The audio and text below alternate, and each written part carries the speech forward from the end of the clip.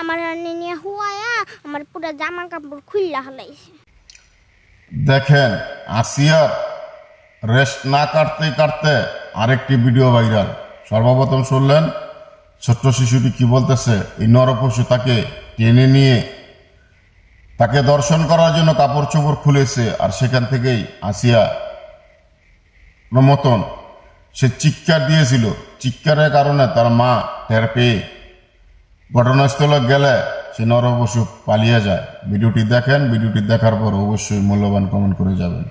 আমার নিয়ে হুয়ায়া আমার পুরো জামা কাপড় খুইলা হলাইছে।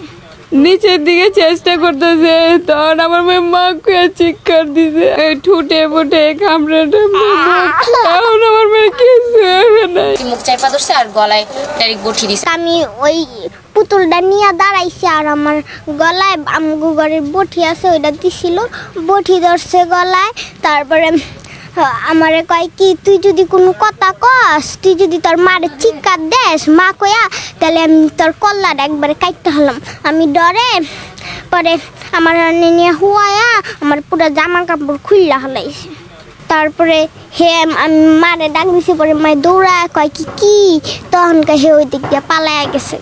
পুতুল নিবার আইসে, আমার পুতুল উঠাইবার গেছে নিচে, আমার মেয়ের গলায় বঠি ধরছে, গলায় বঠি ধইরা তারপরে কয় তুই কোনো কথা কবি না, চুপ করে থাকবি। আমি কি যা যা করম চুপ থেকে কোনো সাহান করলে তোর কল্লাটা ফালাই দেব বঠি দিয়া। আমার মাইয়া এত চঞ্চল মাইয়া জব্দ খেয়ে গেছে, আর কোনো কথা বাইরে ডরে কলেজে শুকিয়ে গেছে। পরে নাকি ওই কন্যাতে ওই জন্যে ওই জায়গায় নিয়ে আমার মেয়ের সব জামা কাপড় খুলে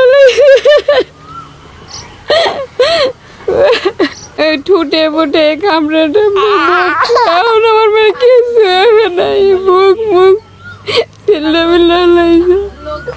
তারপর যখন নিচের দিকে চেষ্টা করতেছে, তখন আমার মেয়ে মা চিৎকার দিছে। আর আমি কই মনে করছি ওই যে অনেক কাজ রাখছি, তো ওই কাছে পাটা ভাঙলো কাঁপতে কিনা। আমাকে কি হয়েছে রে মা, কি হয়েছে? আমি দোকানে কাস্টমার ফালাইছি, আমি দৌড়ে বলি আর হারাম দাদা পলাই গেছে গা। আর যারে ধরতে না পারি আমি আর চিল্লাই কি করবো।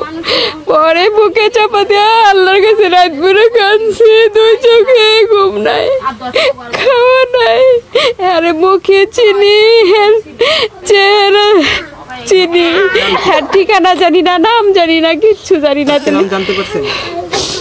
আজকেও যেন কি করলো পুলিশের কাছে, আমার এত কিছু এখন কাম করে না মাথায়। আজকে 3 দিন ধরে কিচ্ছু কাম করে না, দোকানে কাস্টমারে আমি কি দেবো কি করবো মাথায় ঢুকে না। আমার স্বামী ইন্ডিয়া গেছে, কোনো খোঁজ খবর নাই। আজকে এই পোলা 3 মাসের পেটে থুয়ে গেছে, আসা পর্যন্ত কোনো খোঁজ নাই। আমি এই দোকানের উপরে যা কামাই হয় তাই চলি। মুখ চাইপা ধরছে আর গলায় ডাইরেক্ট বঠি দিছে, মানে আমার আপুই দিছে বঠি দিছে। আর ঘর থেকে সাপড়ি দিছিল, মানে মাটি খোঁড়ার জন্য আর মানে গর্ত করার জন্য। ওইটাই দিয়ে মানে আমার ভাগ্নির গলায় ধরে বলিছে। তখন আমার ভাগ্নি বলতেছে এরকম এরকম করে নাকি করে ফেলাইছে, ওই ঝুপড়ির ভিতরে নিচ্ছে আড়ালে। যে হ্যাঁ, দর্শকের আর কি শাস্তি চাইবো জানি, আর কখনো জানি কোনো মেয়ের জানি এরকম না সমস্যা হয়। ছোট ছোট বাচ্চাদের যদি মানে নিরাপত্তা না থাকে, তো আর বড় মানুষের